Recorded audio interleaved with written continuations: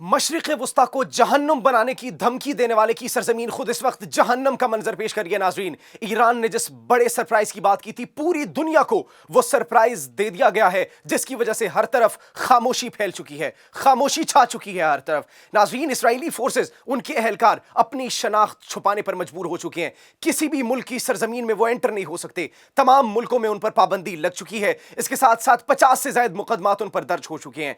यमनी हौसियों के लीडर की जानिब से एक बयान सामने आया है और धमकी दी गई है, पूरी दुनिया को खबरदार कर दिया गया है। तफसीलात क्या हैं सब आपको बताएंगे अपने आज के इस प्रोग्राम में। आप एक न्यूज़ डिजिटल देख रहे हैं और मुझे जवाद यूसुफ कहते हैं। नाज़रीन, सबसे पहले अगर बात की जाए, अमरीकी रियासत कैलिफोर्निया इस वक्त जहन्नम का मंजर पेश कर रही है। लॉस एंजलिस में इस वक्त आग फैली हुई है। पूरी रियासत कैलिफोर्निया में इस वक्त आग फैल चुकी है और उस आग की वजह से 1,37,000 से जायद लोग जो है वो नकल मकानी करने पर मजबूर हो चुके हैं। अपना घर बार, अपने कारोबार, सब कुछ छोड़कर वो चले गए हैं वहां से और हर कुछ राख का मंजर पेश कर रहे हैं। उन लोगों की जानिब से ये बयानात सामने आ रहे हैं कि ऐसा लग रहा है हम पर एटम बम से हमला कर दिया गया हो, ऐसा लग रहा है जैसे हमारा सब कुछ तबाह हो गया हो। और ये तभी आग सामने आती है, भड़कती है। इसे खुदा का कानून कहें, कुदरत का कानून कहें या फिर इंसाफ का तराजू कहें कि मशरिक़ वस्ता को जहन्नुम बनाने की धमकी दी जाती है ट्रंप पर, और उसी के अगले दिन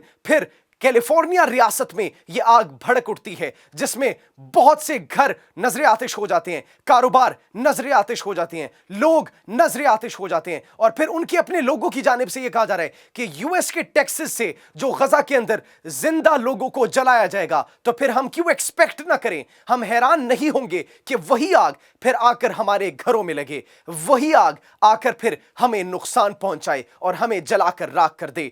मशरिक़ वस्ता को जहन्नुम बनाने की धमकियां 2 से 3 दफा दी जाती हैं ट्रंप की जानिब से, लेकिन अब उनकी अपनी सरजमीन जहन्नम का मंजर पेश कर रही है। बॉलीवुड और हॉलीवुड के अदाकार, नाज़रीन, हॉलीवुड के अदाकार जेम्स वुड जो हैं, उनकी जानिब से बयानात सामने आते हैं, ट्वीट सामने आती है। वो कहते हैं no cease fire, no compromise, no tolerance, ऐसे वो बयानात सामने देते हैं, ट्वीट्स करते हैं और फिर कहते हैं किल देम ऑल, फलस्तीनियों को बिल्कुल शहीद कर दिया जाए, सबको मार दिया जाए, कोई डील ना की जाए। उनका अपना घर इसी आग की लपेट में आता है और वो रोते हुए दिखाई देते हैं। जब बैनुल-अक़वामी मीडिया CNN पर वो अपना इंटरव्यू देते हैं तो उनकी आंखों से आंसू जारी थे और लोग ये सवाल कर रहे थे कि ये आंसू फलस्तीनियों के लिए नहीं निकले, जब उनका अपना घर जलकर राख हो गया, उस अपने घर के लिए निकले। ये है खुदा का कानून, ये है खुदा का इंसाफ कि जब आप कह रहे थे कि उन सबको मार दिया जाए, खत्म कर दिया जाए, कोई डील ना की जाए, अब आप अपना हाल देखें कि वही आग आपके अपने घर तक पहुंच चुकी है। नाजरीन, ये हाल है अमेरिकी रियासत कैलिफोर्निया का, जिसमें 27,000 एकड़ का रकबा जो है वो जलकर राख हो चुका है और ऐसा मंजर पेश कर रहा है जिसको देखकर हर रूह कांप जाएगी। अब नाजरीन, ये तो सूरत हाल है अमेरिकी रियासत कैलिफोर्निया की, जिसके मुतालिक उनके अपने लोग ये सवालात उठा रहे हैं कि जब आप वेपन्स भेजेंगे, जब हमारे टेक्सास से गजा में जिंदा मुसलमानों को, लोगों को जलाया जाएगा, तो फिर यही हाल होगा। हम हैरान नहीं हैं ये सब कुछ जो हो रहा है। नाज़रीन, दूसरी जानिब अगर बात की जाए ईरान की, तो ईरान ने एक बहुत बड़ा सरप्राइज दे दिया है। वो सरप्राइज जिसकी बात की जा रही थी, कुछ अनयूजुअल एक्टिविटीज की बात की जा रही थी, उनके जनरल की जानिब से यह बयान सामने आता है कि F-35 और F-22 स्टेल्थ, ये जो एयरक्राफ्ट्स और जेट्स हैं, इनको रडार के जरिए आप नहीं सेंसर कर सकते, इनका ठिकाना आप नहीं पता लगा सकते क्योंकि इनकी स्पीड इतनी ज्यादा होती है। लेकिन अब ईरान ने एक ऐसी कारामद टेक्नोलॉजी और एक ऐसा एयर डिफेंस सिस्टम मुतारिफ करवाया है जिसके नतीजे में कोई मर्जी जहाज आ जाए, कोई मर्जी जंगी तैयार आ जाए, कोई बैलिस्टिक मिसाइल आ जाए, कोई हाइपरसोनिक बैलिस्टिक मिसाइल आ जाए, वो ईरान की सरजमीन पर नहीं गिर सकता, उसको अबूर कर कर नहीं आ सकता। और इसके कामयाब तजर्बे भी कर लिए गए हैं और मुस्तकबिल में भी हम ऐसे कामयाब तजर्बे करेंगे कि पूरी दुनिया हैरान और परेशान हो जाएगी। ईरान की जानिब से जिस सरप्राइज की बात की जा रही थी, पूरी दुनिया को वो सरप्राइज दे दिया गया है। लिहाजा इजराइल जो कि ये ख्वाब देख रहा था कि वो ईरान की सरजमीन को निशाना बनाएंगे, उनके न्यूक्लियर प्रोग्राम्स को, उनके एयर सिस्टम्स को निशाना बनाएंगे, और ये दावे भी किए जा रहे थे नाजरीन कि उनके न्यूक्लियर प्रोग्राम्स को, साइट्स को, उनके एयर डिफेंस साइट्स को तबाह कर दिया गया, उसके बाद ईरान का यह सरप्राइज देना सरासर उस बयान को मुस्तरद करता है, रद्द कर देता है कि हमारा मिसाइल सिस्टम, हमारा एयर डिफेंस सिस्टम, हमारा न्यूक्लियर सिस्टम वहीं पर खड़ा है, बल्कि उससे कई हद तक मजबूत हो चुका है। अगर सेहूनी फोर्सेस की नाज़रीन दूसरी जानिब बात की जाए तो सेहूनी फोर्सेस, उनके अहलकार, उनके फौजी पूरी दुनिया में अपनी शनाख्त छुपाने पर मजबूर हो चुके हैं।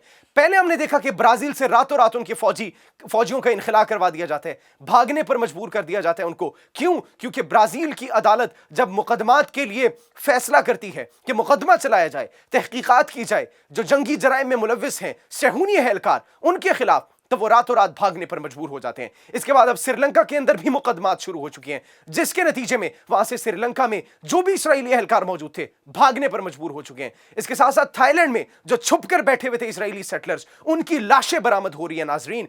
तो इसका मतलब यही है कि इंसाफ की जीत हो रही है। सेहूनी अहलकार के मजालिम वो थम रहे हैं और उनके खिलाफ इकदामात होना शुरू हो चुके हैं। सिर्फ यही नहीं नाज़रीन, बल्कि 50 से ज्यादा मुकदमात इस वक्त मुख्तलिफ अदालतों में, मुख्तलिफ ममालिक में दर्ज हो चुके हैं, जंगी जराइम के जुमरे में जो आते हैं। इसके अलावा इंसानी हकूक की खिलाफ वर्जी के जुमरे में जो आते हैं, जो गजा के अंदर मुसलमानों की नस्ल कुशी हो रही है, जो उनके साथ मजालिम किए जा रहे हैं, उसमें जो आते हैं, उन तमाम के खिलाफ 50 से ज्यादा मुकदमात दर्ज कर लिए गए हैं, जिसके ऊपर अब एक्शन शुरू हो चुका है मुख्तलिफ ममालिक में। श्रीलंका में एक्शन शुरू हो चुका है, थाईलैंड में एक्शन शुरू हो चुका है, इसके बाद शाम लबनान में तो पहले ही एक्शन हो रहा था। इसके साथ साथ मुख्तलिफ ममालिक में जहां जहां पर इसराइली सेटलर्स, जहां जहां पर उनके एहलकार मौजूद है, एक्शन इस वक्त शुरू हो चुका है। और इसराइली मीडिया ये तलकीन कर रहा है अपने फोर्सेस को, अपने फौजियों को, कि अगर आप छुट्टियों पर जाते हैं तो अपनी वीडियोस ना बनाएं, सोशल मीडिया पर किसी भी किस्म की वीडियो मत पोस्ट करें। उनके अपने फौजी ड्रेसेस में